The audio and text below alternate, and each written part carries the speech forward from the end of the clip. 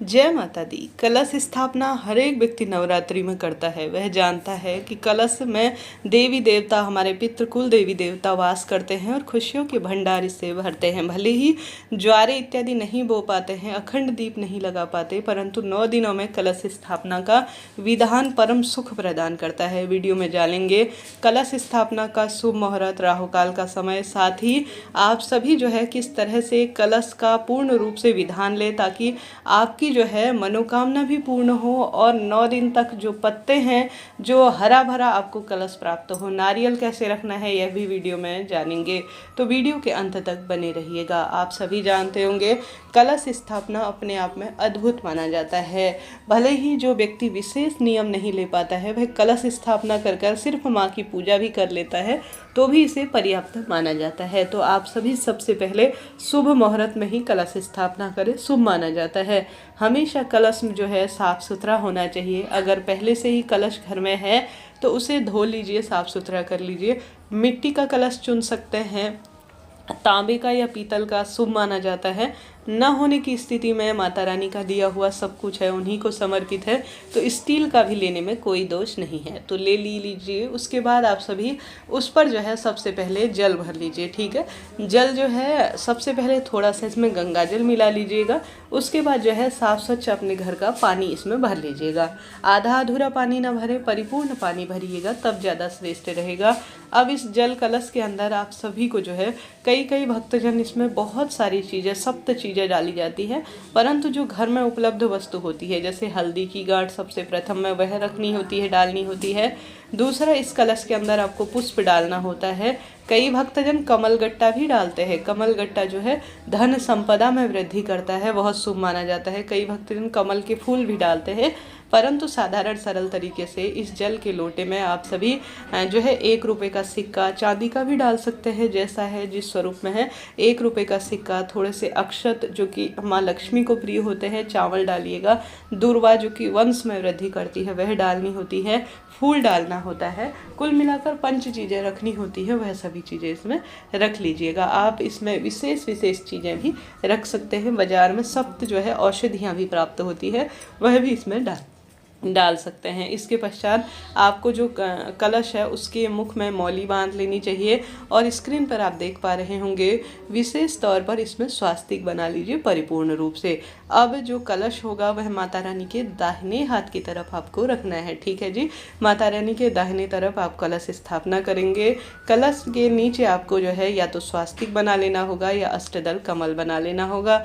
अष्टदल कमल बनाना बहुत सरल है, चाहे तो पीले चावल कर लीजिए, चाहे तो गेहूं से बना लीजिए, चाहे कोई सा भी अनाज हो आप वह प्रयोग में ले सकते हैं। आप सभी को एक स्थान पर, जैसे माता रानी के दाहिने तरफ थोड़ा चावल रखिए, उसके ऊपर जो है उंगलियों की मदद से आप इस तरह से 8 लाइन खींचकर इसे फूल की आकृति दे दीजिए। यह अष्टदल कमल कहलाता है। इसके ऊपर कलश स्थापना की जाती है।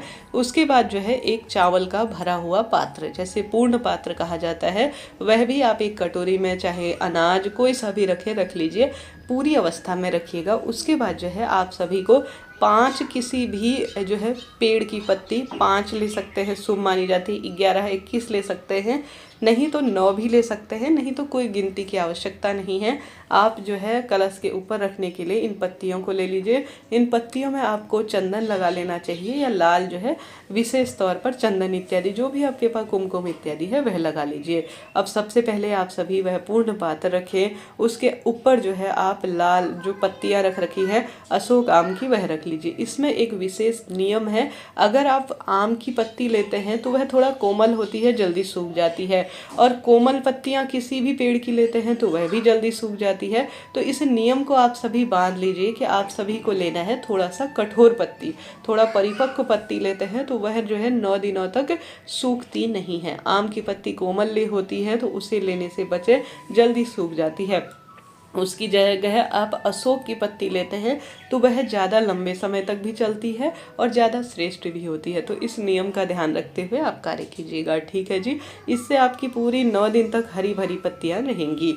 साथ के साथ आप सभी जो है आम की भी ले सकते हैं, अशोक की भी ले सकते हैं, और कोई भी शुभ जो पत्ते माने जाते हैं, जो वृक्ष माने जाते हैं, उनकी आप सभी को ले लेनी चाहिए। अब आप सभी को इस तरह से जो है नारियल, इसके बारे में भी प्रश्न आते हैं कि दीदी नारियल किस तरह से रखें।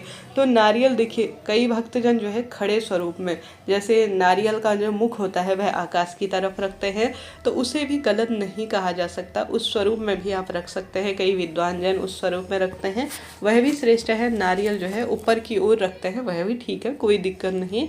परंतु जो है ज़्यादा श्रेष्ठ माना जाता है जो नारियल का मुख होता है ना, नेत्र से उभरे रहते हैं, जो मुख होता है उसका, वह नारियल का मुख जो है आपकी ओर होने चाहिए, पूजा करने वाले व्यक्ति की ओर। तो यह जो है पूजा का श्रेष्ठ नियम कहा गया है, और इसी के तहत जो है हमें इस तरह से जो है, जैसा स्क्रीन पर देख पा रहे हैं, आपको इसे रख देना चाहिए। इसके ऊपर आप लाल रंग का या पीले रंग का कोई भी कपड़ा भी लपेट सकते हैं, या माता रानी की बाजार में चुन्नियाँ मिलती हैं वह भी आप इसके ऊपर लपेट सकते हैं। साथ ही इसमें मौली बांधकर सुसज्जित अवस्था में पुष्प इत्यादि के साथ, यह जो है श्री कलश इसे कहा जाता है। दो तरह के कलश कहे गए हैं, एक दीप कलश, एक श्री कलश, परंतु माता रानी की पूजा में श्री कलश ही रखने का विधान है। आप सभी जो है इस तरह से कलश स्थापना संपूर्ण भाव से करें, पूरे 9 दिन तक सुंदर भाव से। आपके जीवन में खुशियों के रंग भरेंगे, माता रानी आएंगी और भंडार भरेंगी। कलश स्थापना से संबंधित कोई प्रश्न हो तो वह भी पूछ लीजिएगा। अब आप कलश स्थापना जो करते हैं, ज्वारे बोते हैं, तो ज्वारे के ऊपर भी जो है, इससे पहले भी वीडियो अपलोड किया है ज्वारे कैसे बोए जाते हैं, माता रानी की पूजा का पूरा विधान उसमें दूसरे वीडियो में भी बताया गया है। अब इसके नीचे आप ज्वारे भी रख सकते हैं। कलश के ऊपर जो है आप जैसे ज्वारे रखने के बाद उसके ऊपर कई भक्तजन कलश स्थापना करते हैं, नहीं तो ज्वारे अलग से बोने के लिए रख दीजिए और कलश स्थापना अलग से कर दीजिए। ठीक है जी, यह जो है मैंने पूर्ण बात आपको बता दी है। अब बढ़ते हैं शुभ मुहूर्त की तरफ। चैत्र नवरात्रि में घट स्थापना का शुभ मुहूर्त बहुत श्रेष्ठ बन रहा है। यह शुभ मुहूर्त 2 बार है, दिन में भी है, अभिजीत मुहूर्त जिसे कहा जाता है, सुबह भी कलश स्थापना का शुभ मुहूर्त है पूजा शुरू करने का, तो वह भी आप सभी इन शुभ मुहूर्त में किसी एक शुभ मुहूर्त में कर लीजिएगा। सबसे पहले अभिजीत मुहूर्त जान लेते हैं। सुबह 11:57 से 12:58 के आसपास शुभ समय हो रहा है, जो कि दोपहरी के समय में है। साथ के साथ सुबह भी कलश स्थापना का शुभ मुहूर्त हो रहा है 6:02 से 10:16 के आसपास। इस अभिजीत मुहूर्त, इस शुभ समय में कलश स्थापना कर माता रानी का आवाहन कर अपनी कुल देवी देवता, अपने पितृ इष्ट देवी देवताओं का आप पूजन कर सर्व सुख प्रदान कर सकती हैं, अपने जीवन में खुशियाँ ला सकती हैं। तो करके देखिएगा, लाभ मिलेगा। अशुभ समय जिसे राहुकाल कहा जाता है, वह 3:33 से 5:08 के आसपास हो रहा है। तो इस समय भी करते हैं तो आप सभी जो है इस अशुभ समय में कोई भी कार्य शुभता के स्वरूप में करने से बचें। ठीक है जी, यह बात हो गई। चैनल पर सभी वीडियोस धीरे धीरे आ रही हैं। इन वीडियोस को देखकर आप बहुत सारा जो है माता रानी की पूजा में आपके लिए मददगार रहेंगी। तो चैनल से जुड़िए, सब्सक्राइब शेयर ज़रूर करें।